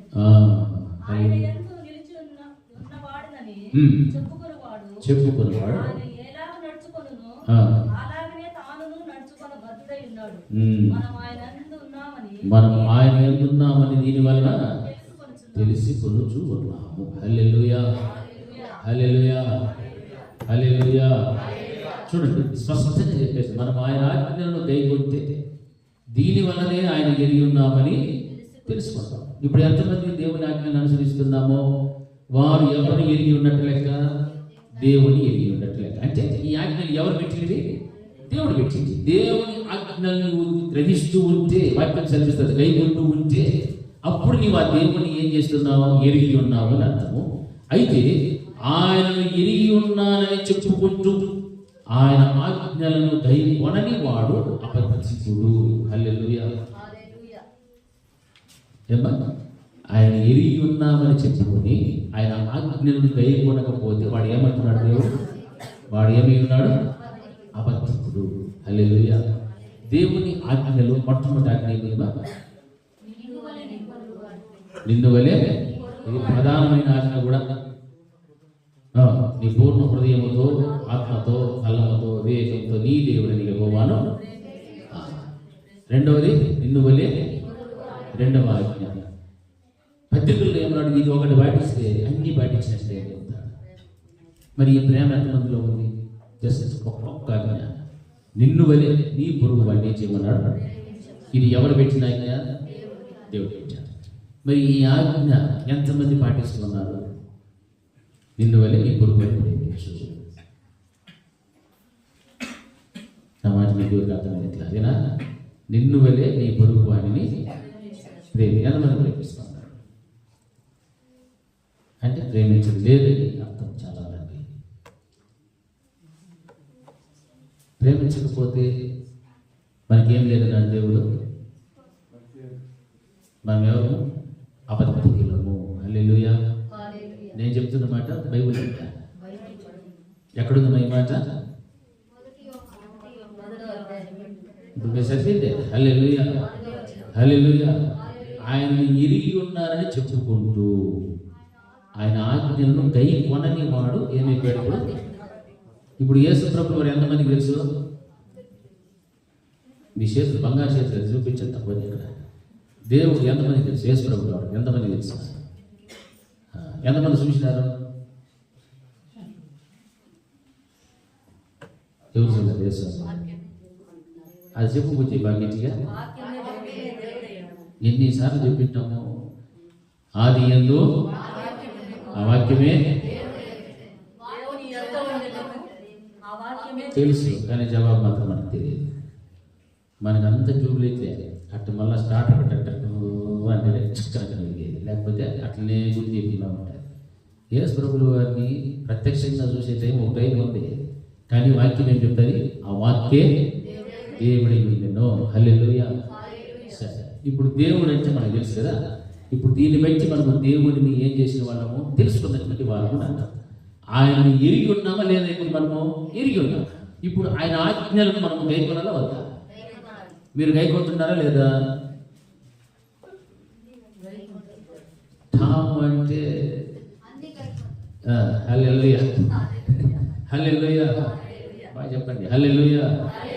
ఆజ్ఞలను గై కొనని వాడు ఏం అయిపోతాడంటాడు? ఇప్పుడు మనం గై కొంటిమో మనం సత్యవంతులమో. ఆజ్ఞలు పక్కన చెప్పేసి కమాన్ అనేసి నలుగురు విసులు తర్వాత మనకి ఇష్టమని వివక్షంగా మాట్లాడుకొని అది చెప్పి ఇది చెప్పి ఏమేమో చేసి నానా రభసం చేసుకొని వచ్చేసాం అనుకో, మనం ఎవరు? నేను చెప్పే మాట దేవుడు చెప్పే మాట. దేవుడు ఎవరు మనకు తెలుసు. ఆయన ఆజ్ఞలు గై కొనకపోతే నువ్వు ఎవరని చెప్పాడు? అబద్ధం. ఆయన ఆజ్ఞలు మీరి నువ్వు ప్రవర్తించిన, మాట్లాడిన, ఆలోచించిన, ఉద్దేశించిన, ఏది చేసినా నువ్వు దేవుని దృష్టికి ఏమైపోయావు? అబద్ధికుడు. అబద్ధికుడు ఎక్కడికి పోరు? పరలోకానికి పోరు. మరి మనము ఏమైంది? పరలోకానికి ఏం చేస్తాం? నన్ను దృష్టిలేదు అంటే ఒకసారి రీల్ వేస్తాడు, 70 ml రీల్ చూడైనా ఈ గొప్ప కాడ ఏమేం చేస్తుంది, ఏం ఇంటికాడికి ఎవరితో ఏం మాట్లాడుతుంది, ఏం చేస్తుంది, ఆపే స్వామి ఆపే నా బతుకన్నా బయట పెట్టండి, బండారు మధ్య బయట అందరూ చూసేస్తారు. ఆపే దేవుడు ఆపం పోతానే ఉంటుంది. హల్లెలూయా, హల్లెలూయా. ఆ రీల్ చూసే బదులు ఆ రీల్ కట్ చేసేలాగా మనం ఇప్పుడు టైప్ ఉన్నప్పుడు, ప్రాణం ఉన్నప్పుడు ఏం చేసుకోవాలా? అది సరి చేసుకునేది, బ్రతుకంతా సరి చేసుకునేది. మనం చెప్తాం, లేదు ప్రభా నేను అంటే నాకు తెలుసు, నీ ఆజ్ఞ అంటే కూడా నాకు తెలుసు. కానీ దేవుడు దేన్ని చూసేవాడు? హృదయాన్ని చూస్తాను. నువ్వు అనుసరిస్తున్నావా లేదా? దేవుడు తెలిసిపోతాడు. నా ఆజ్ఞలను గై కొనటువంటి వాడు అబద్ధికుడు, వానిలో సత్యము లేదు. హల్లెలూయా, హల్లెలూయా. చిన్న చిన్న విషయాల్లో కూడా మనం పొరపాట్లు చేస్తే దేవుడు క్షమిస్తాడని మాత్రం అనుకోవద్దండి. ఆ చిన్న చిన్న పొరపాట్లే చాలా పరిణామాలు తీసుకొస్తాయి, చాలా పరిణామాలు తీసుకొని వస్తాయి. చిన్న చిన్న పొరపాట్లు, సరదాగా మాట్లాడినా, సరదాగా ఒకరి గురించి చెప్పినా, విమర్శించినా, ఏదైనా చెప్పుకున్నా కానీ పరిణామం ఎలా ఉంటుంది సార్? చాలా పెద్దదిగా ఉంటుంది. దానికి కారణం ఎవరైతే అయి ఉంటారో వారిని కూర్చొని బైబిల్ ఏం చెప్తారు? అభ్యంతరములు రాక మానవ. కానీ అది ఎవరిని మరణం కూర్చునో వారికి శ్రమ అంటే. హల్లెలూయా, హల్లెలూయా. మనము సంఘములో మరొకరికి అభ్యంతరకరముగా ఉండకూడదు. మనం అభ్యంతరం చేస్తూ ఉన్నామంటే వాడికి దేవుడు ఏం పెట్టాడు? శ్రమ సిద్ధం చేశాడు. దాన్ని పెట్టుకోవాలి. అప్పుడు ఇంకా అభ్యంతరం చేసుకోవాలి.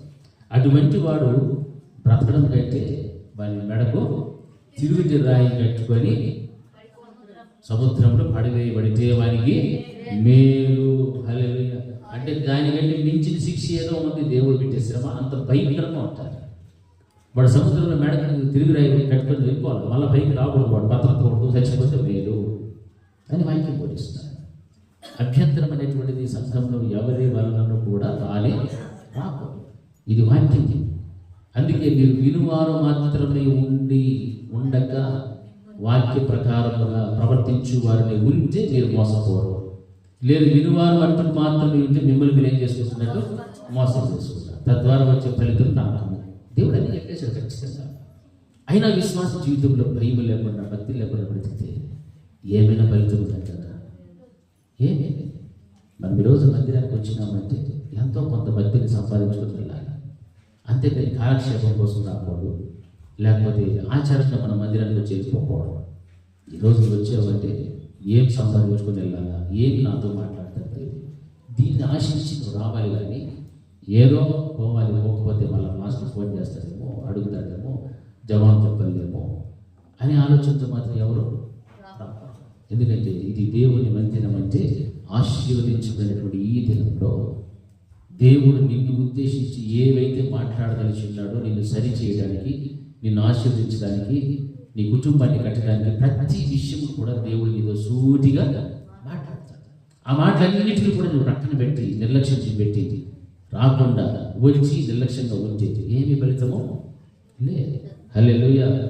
అందుకే మనం సత్యము లేనటువంటి వారు ఉండకూడదు, అబద్ధికులుగా మాత్రము ఉండకూడదు. దేవుని ఎరిగి ఉన్నామనంటే ఆయన ఆజ్ఞలను మనం ఏం చేసేవారు ఉండాలి, గైకొనే వారిగా ఉండాలి. హల్లెలూయా, హల్లెలూయా.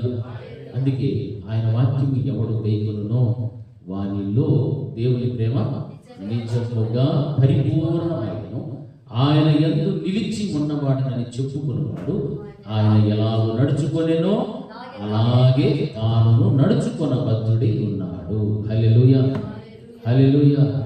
ఆయన యందు ఉన్నామని ఎవరైతే చెప్తున్నారో, ఆయన ఎలా నడుచుకున్నాడో ఆ వ్యక్తి కూడా అలాగే నడుచుకునేటువంటి బద్ధుడై ఉన్నాడు. అలాగే నడుచుకోవాలి దాని అర్థం ఖచ్చితంగా మాట్లాడతాను.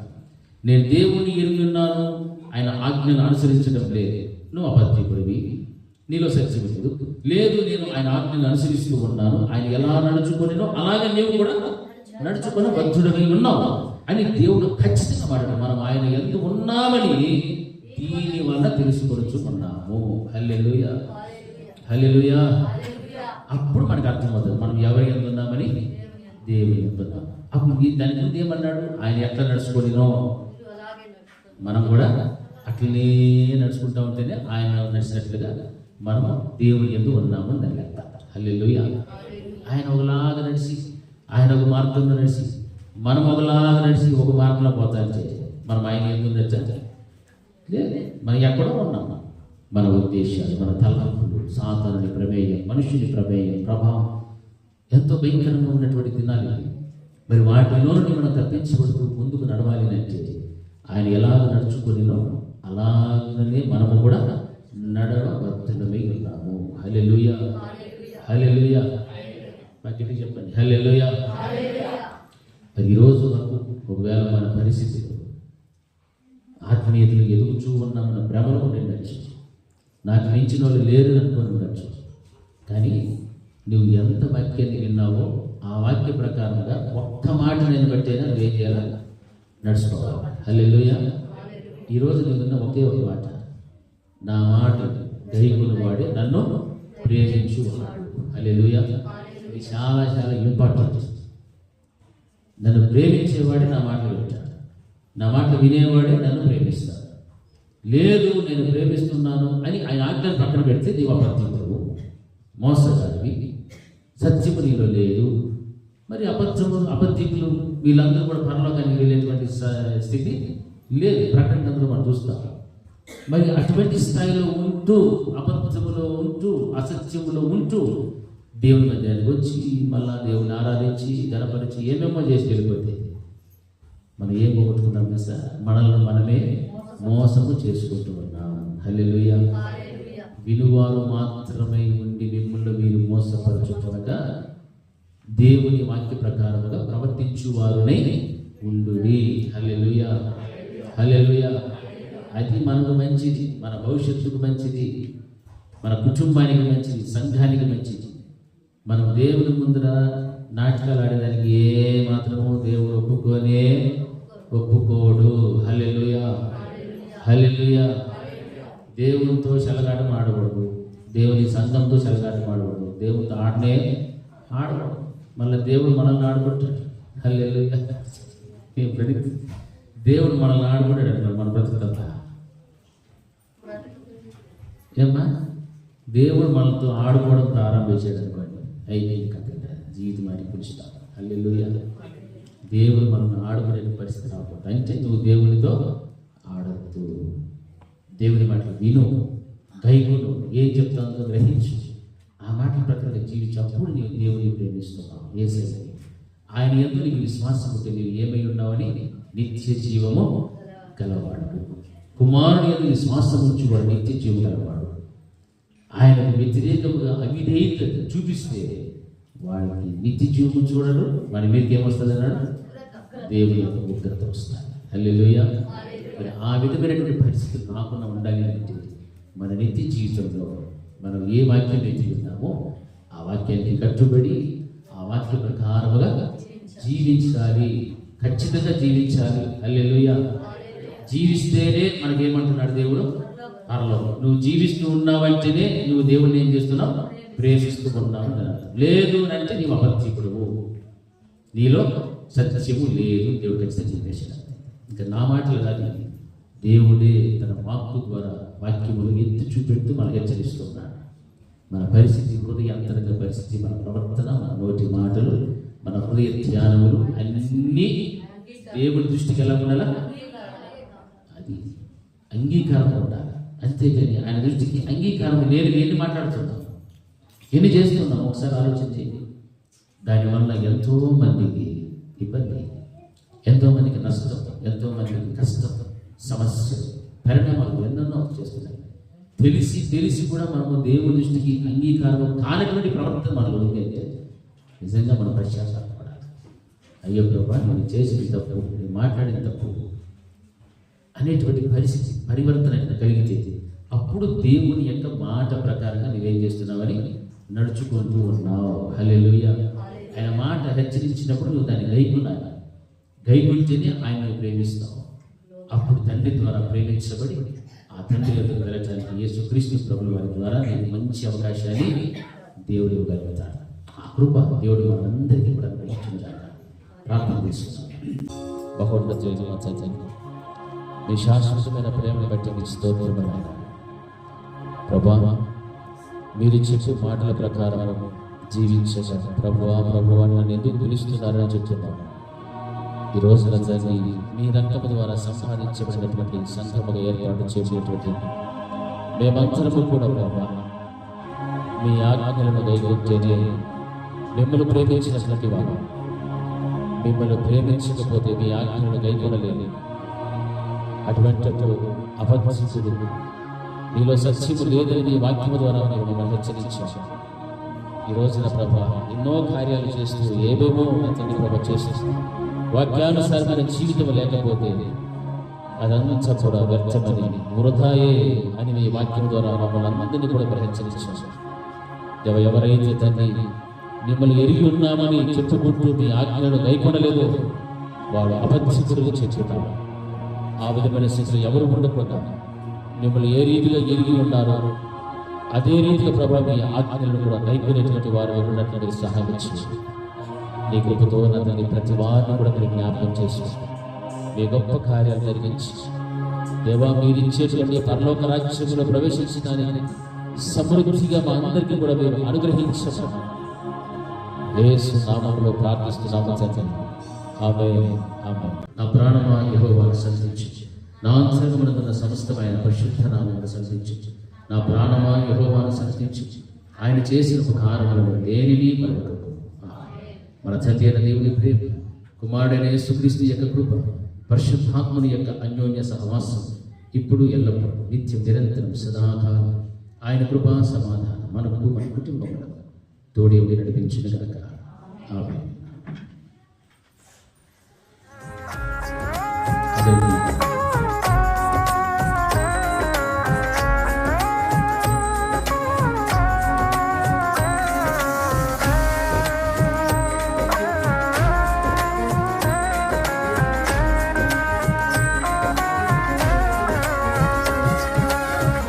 నీ కృపాతిశయమును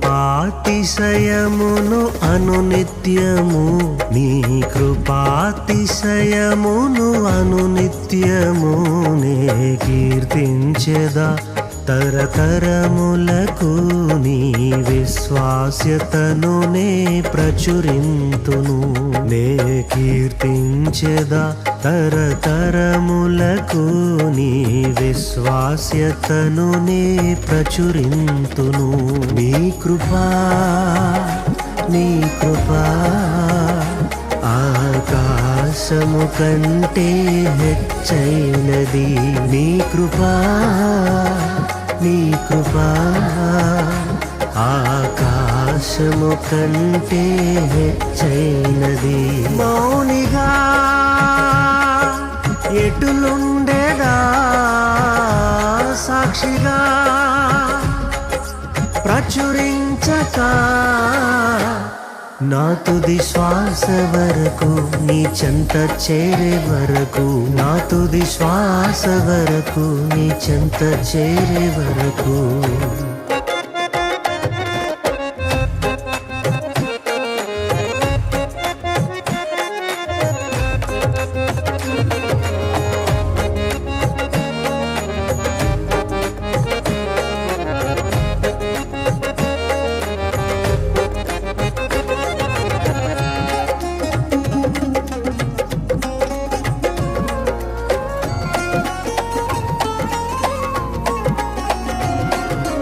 ఇంకా బ్రతికి ఉన్నామంటే కేవలము నీ కృపా. ఇంకా సేవలో ఉన్నామంటే కేవలము నీ కృపా.